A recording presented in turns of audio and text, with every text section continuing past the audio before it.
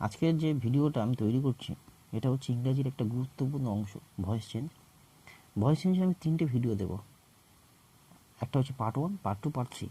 তো আজকের এই যে ভিডিওটা একদম বেসিক লেভেলে পার্ট 1-এ একদম একদম মানে বেসিকের থেকে যে ভয়েস চেঞ্জ তৈরি হয় সেভাবে এখানে তৈরি করা আছে, ভালোভাবে সুন্দর করে বোঝানো আছে। একটু খাতা কলম নিয়ে বসো যাতে করে আরও ভালোভাবে বুঝতে পারো এবং লিখে রাখতে পারো সুন্দর করে। চলো ক্লাস শুরু করা যাক। ভয়েস চেঞ্জকে দুভাবে ভাগ করা যায়, একটা হচ্ছে অ্যাক্টিভ ভয়েস, একটা হচ্ছে প্যাসিভ ভয়েস।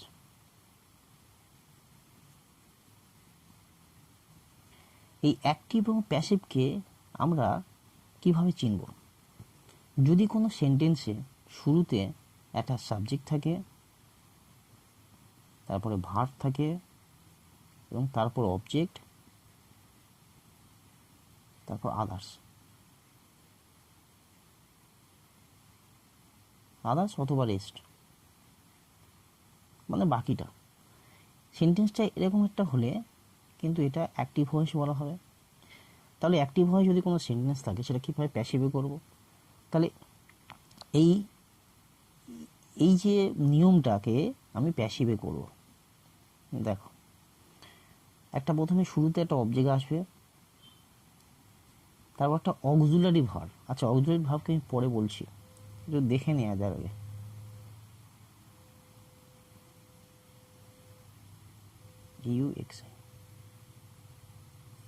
অক্সিলারি ভার্ব, ভার্বের 3 নম্বর ফর্ম, তারপরে এই আদার্সটা বসবে বা রেস্ট, তারপর বাই দিয়ে সাবজেক্ট। এটা হচ্ছে প্যাসিভ ভয়েসের নিয়ম। তাহলে ভয়েস চেঞ্জের দুটো ভাগ, একটা হচ্ছে অ্যাক্টিভ ভয়েস, একটা প্যাসিভ ভয়েস। কীভাবে সেন্টেন্সটা আমরা বুঝবো যে এটা অ্যাক্টিভ ভয়েস না প্যাসিভ ভয়েস? যদি শুরুতে সাবজেক্ট, ভার্ব, অবজেক্ট, আদার্স বা রেস্ট থাকে তাহলে এটা বুঝবো অ্যাক্টিভ ভয়েসে। আর যদি শুরুতে একটা অবজেক্ট থাকে এবং তারপর অক্সিলারি ভার্ব, ওকে, এটা এক্সাম্পল দেওয়া যাক। যদি বলা হয় যে,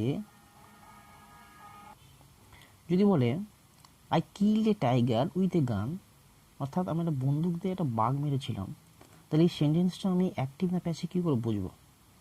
দেখো, যদি শুরুতে সাবজেক্ট রয়েছে আই, তারপরে ভার্ব রয়েছে, তারপরে অবজেক্ট রয়েছে টাইগার, তারপরে এখানে আদার্স বা রেস্ট রয়েছে,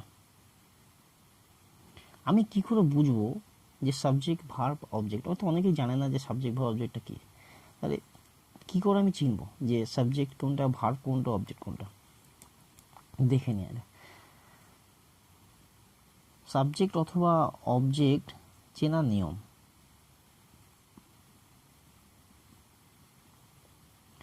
আমাকে মেনলি ভার্ব চিনতে হবে আগে সেন্টেন্সে। ভার্ব মানে কি? ক্রিয়াপদ, অর্থাৎ একটা কাজ বোঝাবে।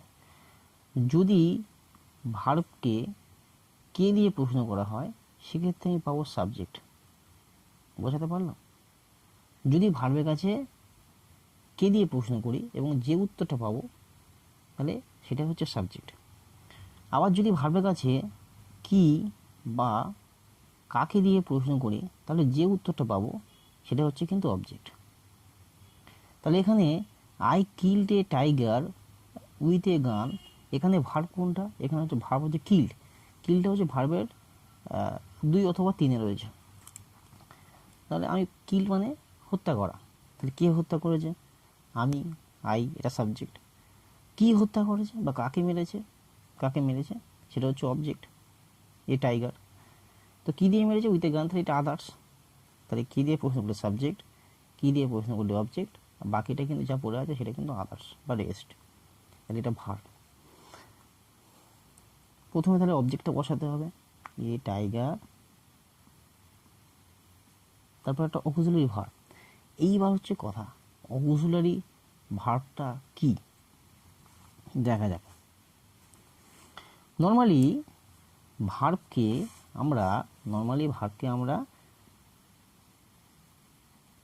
3 ভাগে ভাগ করতে পারি। কি কি স্টুডেন্ট বলো, তোমরা বলো। একটা হচ্ছে বি ভার্ব,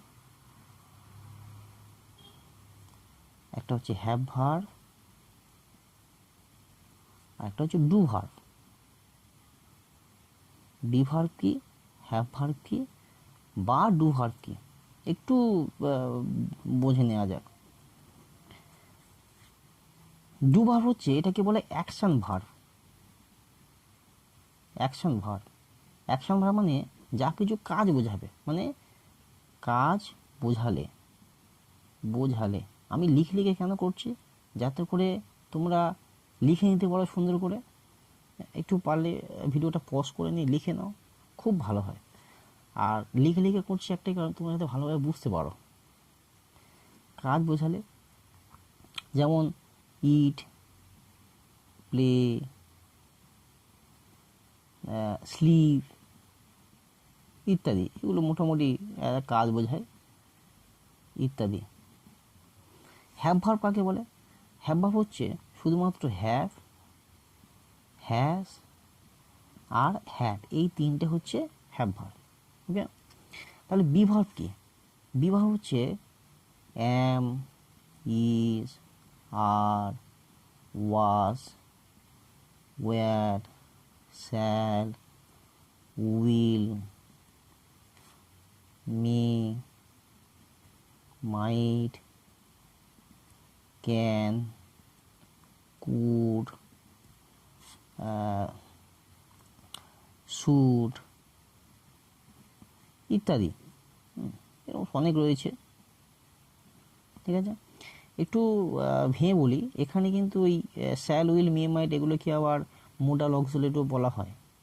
সেখানে যখন আলোচনার মধ্যে আসবে, পরে কোনো ভিডিও দেব মোডাল অক্সিলারি ভার্বটা, তখন বলে দেব। এগুলো কিন্তু আবার বি ভার্বও বলা হয়, ভুল করো না, গুলিয়ে ফেলো না। তাহলে এই বি ভার্ব এবং হ্যাভ ভার্ব এই দুটোকে আমি একসঙ্গে কিন্তু অক্সিলারি ভার্ব বলতে পারি। একদিকে বি ভার্ব, একদিকে হ্যাভ ভার্ব। তুমি আলাদা করে কোনো সমস্যা নেই, হ্যাভ ভার্বকে হ্যাভ, হ্যাজ, হ্যাডও বলতে পারো, বি ভার্বকে আমি, স্যার, ওয়াস, ওয়ার এগুলোর মধ্যে বলতে পারো। তবে একসঙ্গে বলতে গেলে আমি নর্মালি অক্সিলারি ভার্বটাই বলতে পারি। অক্সিলারি ভার্ব, অক্সিলারি ভার্ব তাহলে দুটোকে উদ্দেশ্য করে বলা যায় অক্সিলারি ভার্ব। তাহলে এতগুলো অক্সিলারি ভার্বের মধ্যে আমি কোন অক্সিলারি ভার্বটাকে নেব, এটা একটা প্রশ্ন আমাদের কাছে। কিছু না, কয়েকটা নিয়ম একটু মনে রাখতে হবে, আর কিছু না। এখানে একটু দেখে না যে অক্সিলারি ভার্বের বসানোর নিয়ম। অক্সিলারি ভার্ব বসানোর নিয়ম দেখো, যদি ভার্বের 1 নম্বর ফর্ম বসে, মানে যে সেন্টেন্সে শুধুমাত্র ভার্ব থাকে, সেখানে অক্সিলারি থাকবে না। নর্মালি সেই সেন্টেন্সের কথা আমি বলছি, আস্তে আস্তে করছি, করতে করতে সেন্টেন্স ভয়েস চেঞ্জ করবো যখন, খুব ভালোভাবে সব বুঝতে পারবো, অসুবিধা হবে না। যদি ভার্বের 1 নম্বর ফর্ম থাকে, তাহলে অ্যাম অথবা ইজ অথবা আর এর মধ্যে একটা হবে। যদি ভার্বের 2 নম্বর ফর্ম থাকে, তাহলে হয় ওয়াস, নাহলে ওয়ার মধ্যে একটা বসবে। তাহলে অ্যাম কোথাও বসে, আয়ের পরে অ্যাম বসে। ইজ কোথাও বসে, একটা বোঝালে ইজ বসে। আর কোথাও বসে, অনেক বোঝালে আর বসে। এখানে একই কথা, ওয়াস কোথাও বসে, একটা বোঝালে ওয়াস বসে, আর একের বেশি বোঝালে ওয়ার বসে। ওকে, তাহলে এই সেন্টেন্সটা করা যাক। এটা হলে অবজেক্ট এলো প্রথমে, এ টাইগার। এরপরে নিয়ম কি, অক্সিলারি ভার্ব, মানে এটা অ্যাক্টিভে রয়েছে, আমি প্যাসিভে করব। অক্সিলারি ভার্ব, অক্সিলারি ভার্বটা কীভাবে বসাবো আমি, এখানে বলা রয়েছে অক্সিলারি ভার্বটা কীভাবে বসাবো। যদি ভার্বের 1 নম্বর ফর্ম থাকে, তাহলে আমি সারের মধ্যে একটা বসবে, 2 নম্বর তাহলে ওয়াস এর মধ্যে বসবে। তাহলে এখানে ভার্ব কোনটা, কিল্ড ভার্ব, এটা হচ্ছে 2 নম্বর ফর্মে রয়েছে। তা 2 নম্বর তাহলে কী হবে, ওয়াস অথবা ওয়ারের মধ্যে একটা বসবে। তাহলে এ টাইগার যেহেতু একটা বাক, সেহেতু এখানে ওয়াস, ওয়াস হবে। আমি এক্ষুনি বললাম, একটা বোঝালে ওয়াস, একটা বেশি বোঝালে ওয়ার। তাহলে একটা বেশি বোঝালে ওয়ার, একটা বোঝালে ওয়াস। তাহলে এই টাইগার যেহেতু একটা বাঘ, সেহেতু এই টাইগার ওয়াস। ওকে, এরপর নিয়ম কি, ভার্বের 3 নম্বর ফর্ম। তাহলে এইটা, এই যে ভার্বটা রয়েছে, এটা কিন্তু ভার্বের 2 অথবা 3-এ রয়েছে। তাহলে ওয়াস, ওয়াসের পরে কিল্ড হয়েছে। এরপরে ভার্বের 3 নম্বর ফর্ম বসলো। এরপরে হচ্ছে আদার্স, আদার্স মানে রেস্ট, যেটা পড়ে থাকবে। তাহলে কি পড়ে রয়েছে, উইথ এ গান, উইথ এ গান। অনেক সময় আদার্স নাও থাকতে পারে সেন্টেন্স। ওকে, হলো। তাহলে সেন্টেন্সটা, ভয়েস চেঞ্জটা কিন্তু খুব কঠিন কিছু না, খুবই সোজা। শুধু স্টেপ বাই স্টেপ এই কটা নিয়ম একটু মাথায় রাখতে হবে। উইথ এ গান হলো। তারপরে কি হবে, বাকিটা কি, বাই দিয়ে, বাকি আছে এখন, বাই দিয়ে নিয়মে বা আছে আদার্সের পরে বাই, তারপরে সাবজেক্ট, সাবজেক্ট আই আছে, আই থাকলে মি হয়। এই সাবজেক্ট চেঞ্জের একটা নিয়ম আছে, ছোটো করে দেখে নাও একটু। সাবজেক্ট, সাবজেক্ট থেকে অবজেক্ট, যে চেঞ্জের যে নিয়মটা, চেঞ্জের নিয়ম মানে নিয়মই বলতে পারো। যদি আই থাকে মানে আই থাকলে মি হয়, সি থাকলে হার হয়, দে থাকলে দেম হয়, উই থাকলে আস হয়, হি থাকলে হিম হয়, এই করে। আই থাকলে মি হয়, সি থাকলে হার হয়, দে থাকলে দেম হয়, উই থাকলে আস হয়, হি থাকলে হিম হয়। ওকে, একটু কালারটা একটু লাল কালো হয়ে যাচ্ছে, কোনো অসুবিধা কিছু নেই, বোঝার চেষ্টা করো ভালো করে। এবার আরেকটা এক্সাম্পল দেখা যাক। হি প্লেস ফুটবল, এটা দেখে নেওয়া যাক উত্তরটা কি হবে বলে। হি প্লেস ফুটবল, এখানে প্লেসটা হচ্ছে ভার্বের 1 নম্বর ফর্ম। ভার্বটা বুঝতে হবে যে কি ক নম্বর ফর্মে বা কিভাবে রয়েছে ভার্বটা। সেন্টেন্সটা হি প্লেস ফুটবল, এখানে ভার্বের 1 নম্বর ফর্ম হচ্ছে প্লে। প্লেকে প্রশ্ন করি, কে দিয়ে প্রশ্ন করি। He plays football, say football খেলে। কে খেলে? হি, সে খেলে, এটা সাবজেক্ট। কি খেলে? ফুটবল খেলে, এটা অবজেক্ট। একটু বুঝতে হবে। তাহলে এইটা কিসে হয়েছে, অ্যাক্টিভ ভয়েসে হয়েছে, প্যাসিভে করতে হবে। প্যাসিভের প্রথম নিয়ম কি, অবজেক্ট। অবজেক্ট কি, এই অবজেক্টটা প্রথমে বসিয়ে দেবো ফুটবল। এরপর হচ্ছে অক্সিলারি ভার্ব। অক্সিলারি ভার্বটা কীভাবে বসাবো, ভার্বের ক নম্বর ফর্ম রয়েছে সেটা দেখে।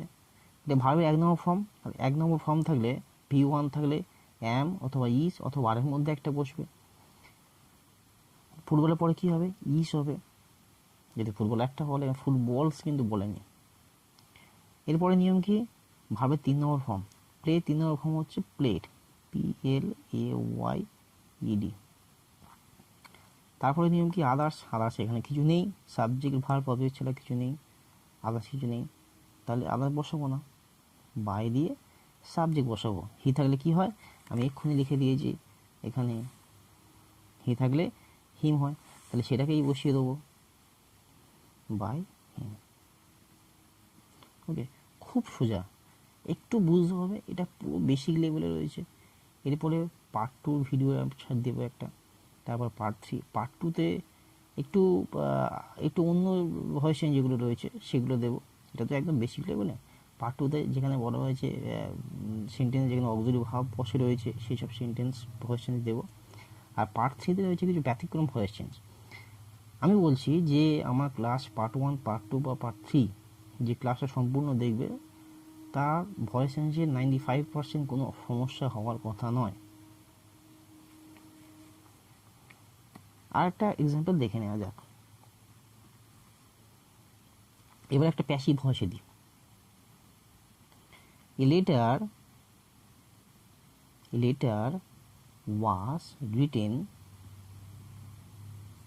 was written for his friend by him। এটাকে আমি চেঞ্জ করবো ভয়েস চেঞ্জে, তাহলে a letter was written for his friend by him, এটা রয়েছে কিন্তু প্যাসিভ ভয়েসে। কী করে বুঝবো আমি, মনে করি আমি বুঝতে পারছি না কী করে বুঝবো, তাহলে আমার প্রথমে কী খুঁজতে হবে, ভার্ব খুঁজতে হবে। রিটেন, এটা ভার্বের ক নম্বর ফর্ম রয়েছে, ভার্বের 3 নম্বর ফর্মে রয়েছে। 3 নম্বর ফর্মে রয়েছে, এর মধ্যে লেখা, ঠিক আছে। তাহলে কি লিখেছে, একটা চিঠি, এটা হচ্ছে কি দিয়ে প্রশ্ন করলে পাবো, অবজেক্ট। কে লিখেছে, হিম, তার দ্বারা লেখা হয়েছে। তাহলে লেটার ওয়াজ, আগে বাংলা বলি, letter was written by him, তার দ্বারা চিঠি লেখা হয়েছে। এটা কে লিখেছে? হিম। কে দিয়ে প্রশ্ন করলে আমি সাবজেক্ট পাবো। এখানে আদার্স কোনটা? ফর হিজ ফ্রেন্ড, এটা পুরোটা কিন্তু আদার্স। আর অবজেক্টের পরে এখানে অক্সিলারি ভার্ব রয়েছে, অক্সিলারি ভার্ব রয়েছে। তাহলে দেখেই বোঝা যাচ্ছে অবজেক্ট, অক্সিলারি ভার্ব হবে 3 নম্বর ফর্ম, আদার্স, বাই দিয়ে সাবজেক্ট, দেখে বোঝা যাচ্ছে এটা প্যাসিভ ভয়েস রয়েছে আমার নিয়ম অনুযায়ী, যেটা আমার নিয়ম রয়েছে এখানে। অবজেক্ট, অক্সিলারি ভার্ব হবে 3 নম্বর ফর্ম, আদার্স, বাই সাবজেক্ট। তাহলে এটাকে অ্যাক্টিভ ভয়েসে করতে হলে কী করতে হবে? প্রথমে আনতে হবে কি? সাবজেক্ট আনতে হবে, তারপর ভার্ব, তারপর অবজেক্ট, তারপরে রেস্ট বা বাকিটা যেটা দেখা যাক। তাহলে প্রথমে কি লিখবো? প্রথমে সাবজেক্ট আনতে হবে। সাবজেক্টটা কি? হিম। তাহলে হিম থাকলে হি হবে, হি থাকলে যেমন হিম হয়, হিম থাকলে হি হবে, হি।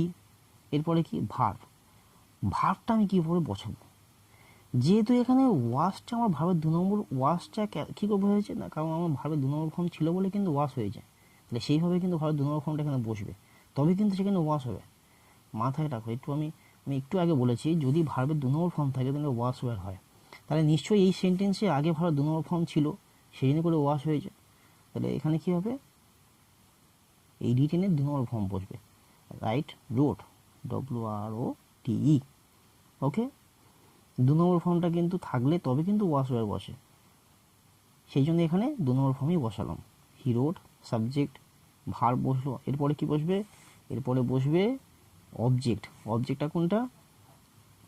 এখানে অবজেক্ট হচ্ছে কোনটা object? A letter, a letter হলো। এরপরে নিয়ম কি? এরপরে নিয়ম হচ্ছে আধার মানে বাকিটা, লেটার ফর হিজ ফ্রেন্ড। ঠিক আছে, তাহলে 3টে বোঝানো হলো। একটা অ্যাক্টিভ ছিল প্যাসিভ, আর একটা অ্যাক্টিভ থেকে প্যাসিভ, এবং সেটা হচ্ছে প্যাসিভ থেকে অ্যাক্টিভ। একদম বেসিক লেভেলের ভয়েস চেঞ্জ, খুব সুন্দরভাবে এটা বোঝানো হয়েছে। আশা করছি কোনো সমস্যা হবে না স্টুডেন্ট। এটা পার্ট 1-এর ভিডিও, পার্ট 2, পার্ট 3 ভিডিও আমি দেবো, সেগুলোও ভালো করে দেখো। ভয়েস চেঞ্জে কোনো কনফিউশন থাকবে না। ওকে, যদি ভালো লাগে ভিডিওটা অবশ্যই লাইক, কমেন্ট এবং শেয়ার করে দিও বন্ধুদের সঙ্গে।